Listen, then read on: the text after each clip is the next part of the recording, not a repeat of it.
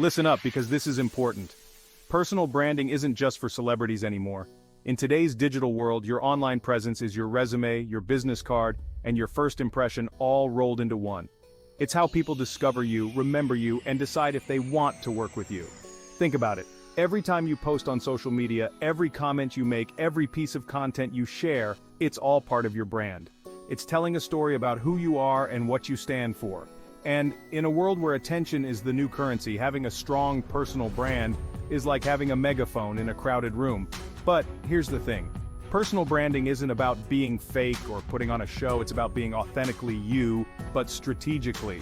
So are you ready to take control of your personal brand and start crushing it online? Alright, let's get real for a second. The foundation of any killer personal brand is knowing exactly what makes you, well, you. I'm talking about your unique value proposition, UVP. This isn't some corporate BS, it's the core of what sets you apart from everyone else out there. So how do you figure out your UVP? Start by asking yourself some tough questions. What are you passionate about? What skills do you have that others don't? What experiences have shaped you? What problems can you solve better than anyone else? Your UVP isn't just about your job title or your accomplishments. It's about the unique combination of skills, experiences, and perspectives that only you can bring to the table. Once you've got a handle on what makes you unique, it's time to articulate it in a way that resonates with your target audience. Your UVP should be clear, concise, and focused on the benefits you can offer to your audience. Once you've got your UVP nailed down, it becomes the North Star for everything else in your personal branding efforts. Now that you've got your UVP locked down, it's time to start building your online presence. Your online presence is like your digital storefront. It's where people go to check you out, learn more about you, and decide if they want to engage with you. First things first, you need to audit your current online presence. Google yourself. What comes up?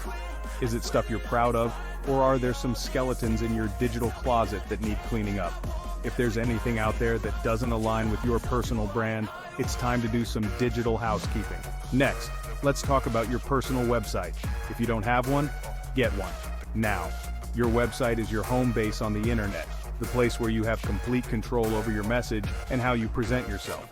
It doesn't have to be fancy. A simple, clean design with your bio, your work, and ways to contact you is a great start. Make sure it clearly communicates your UVP and gives visitors a clear idea of who you are and what you're all about. But your online presence isn't just about your website, it's about every platform where you have a profile. LinkedIn, Twitter, Instagram, YouTube, wherever your audience hangs out, you need to be there. And here's the key: consistency. Your profiles across all these platforms should tell the same story. Use the same profile picture, the same bio, or variations that fit each platform. And make sure your UVP shines through in everything you post. This consistency helps build recognition and reinforces your personal brand every time someone encounters you online.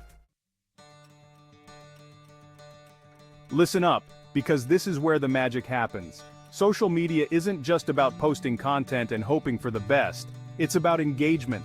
It's about building real, meaningful relationships with your audience. First off, you need to be strategic about which platforms you're on. Don't try to be everywhere. It's exhausting and ineffective. Figure out where your people are and show up there consistently. Now, when I say engagement, I don't just mean posting. I mean really interacting with your audience. Respond to comments, ask questions, start conversations. Don't just talk at your audience, talk with them. Seek out other influencers and thought leaders in your space and engage with their content too. Leave thoughtful comments, share their posts with your own insights added. This not only gets you noticed by them, but also puts you in front of their audience. Be genuinely interested in what others have to say. Share content that you truly find valuable, not just what you think will get likes. Section 5. Leveraging visual content for brand impact. In today's scrolling culture, a picture really is worth 1,000 words.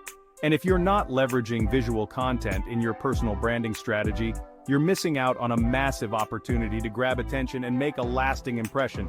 Humans are visual creatures. We process images 60,000 times faster than text. So, what kind of visual content should you be creating? It depends on your brand and your audience, but here are some ideas to get you started. Infographics are great for breaking down complex information into easily digestible chunks. Behind-the-scenes photos or videos give your audience a peek into your world and help build that personal connection. Quotes overlaid on eye-catching backgrounds can be a quick and easy way to share your insights. And don't forget about video, whether it's short-form content for TikTok or Instagram Reels or longer YouTube videos. Video is one of the most engaging forms of content out there. Your visual content needs to be consistent with your brand. That means using consistent colors, fonts, and styles across all your visual content. Quality matters. You don't need professional-grade equipment, but your visuals should be clear, well-lit, and well-composed. Optimize your visuals for each platform. What works on Instagram might not work on LinkedIn. Section 6: Consistency, the key to brand recognition. Consistency is the secret sauce of personal branding. It's what turns occasional viewers into loyal followers and followers into fans. But here's the kicker. Consistency isn't just about posting regularly, although that's important too. It's about being consistent in every aspect of your brand, from your message to your visuals to your tone of voice. Think about the brands you love. What makes them memorable? Chances are, it's their consistency.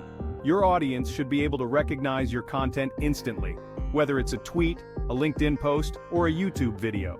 This consistency builds trust and familiarity, which are crucial for building a strong personal brand. So how do you maintain this consistency? It starts with having a clear brand strategy. Once you have these elements defined, create a style guide for yourself. Now, let's talk about posting consistency. This doesn't mean you need to be posting 24/7, please don't do that, but you should have a regular posting schedule that your audience can rely on.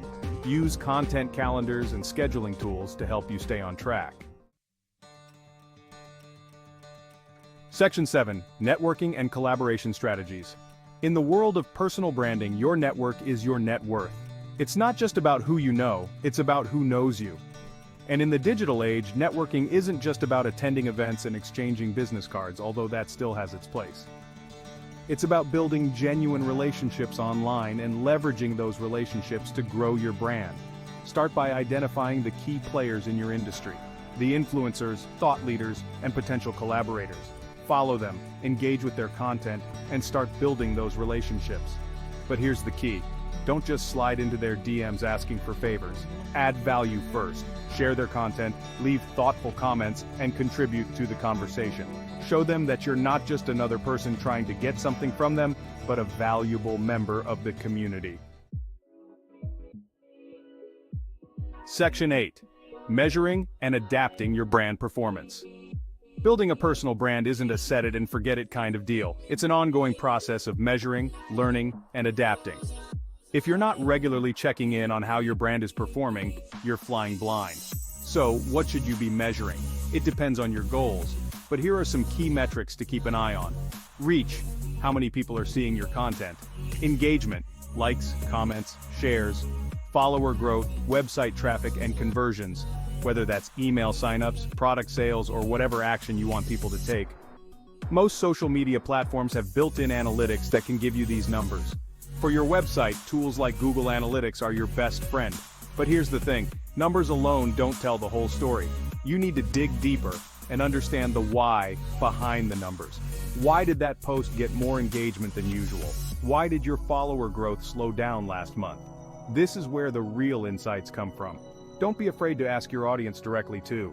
Surveys, polls, and just straight up asking for feedback can give you invaluable insights that numbers alone can't provide.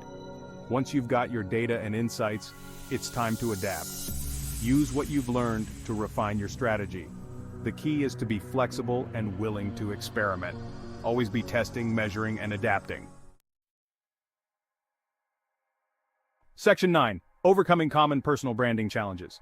Building a personal brand isn't all sunshine and rainbows. It comes with its fair share of challenges. But here's the good news. Every challenge is an opportunity to grow and strengthen your brand. So let's tackle some of the most common hurdles head on. First up, imposter syndrome. You know that voice in your head that says you're not qualified enough, not expert enough, not insert your insecurity here enough? Yeah, that one. It's a real dream killer, and it stops a lot of people from putting themselves out there. But here's the truth. Everyone feels like an imposter sometimes, even the biggest names in the game. The key is to push through it. Remember, you don't need to know everything to start sharing your knowledge. Embrace your journey and share your unique perspective.